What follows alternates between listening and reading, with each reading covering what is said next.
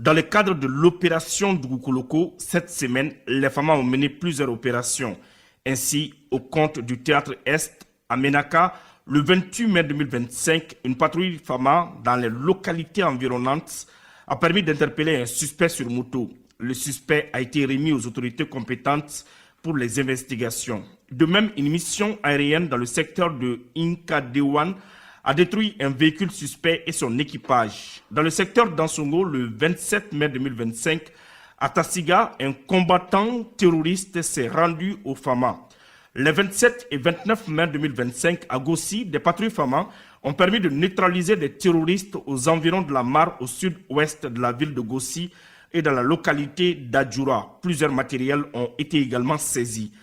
Parmi les terroristes neutralisés, l'un d'eux serait un poseur d'engins explosifs improvisés.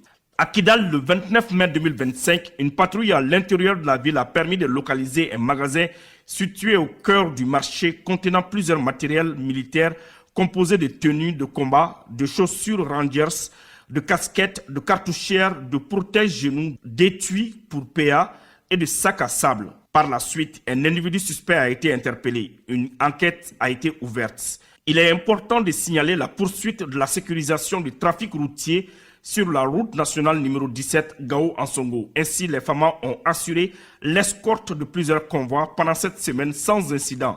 Concernant le théâtre centre, à Sévaré, suite à des informations relatives au regroupement de plusieurs motos à Komogalou, situé à 4 km de Sévaré, une patrouille a été dépêchée dans le dit village. Un suspect a été arrêté en possession de moyens de communication. L'intéressé a été remis aux autorités compétentes. À Kona, le 28 mai 2025, une patrouille de proximité a permis d'arrêter un chauffeur de camion en provenance de Boni. L'intéressé avait en sa possession 2 détecteurs d'engins explosifs improvisés.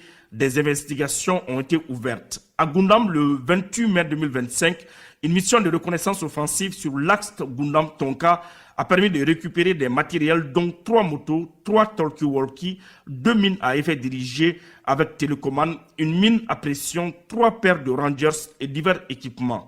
À Djoura, le 30 mai 2025, une mission FAMA a procédé à la destruction sur place de 2 engins explosifs improvisés. Également à Brikiware, le 31 mai 2025, un autre engin explosif improvisé a été détruit sur place.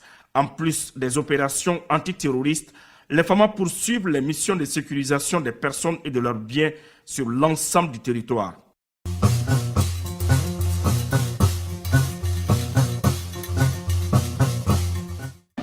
Le général d'armée Assimi Goïta, c'est quelqu'un que moi je connais très bien pour avoir combattu avec lui. Théâtre et Salet ensemble. Fait plusieurs missions ensemble. On peut tout dire, sauf qu'il n'aime pas le Mali. C'est une stratégie des ennemis du Mali pour nous diviser, pour nous opposer. Ça ne marchera pas. Nous avons compris. Je sais que la majorité des Maliens a compris.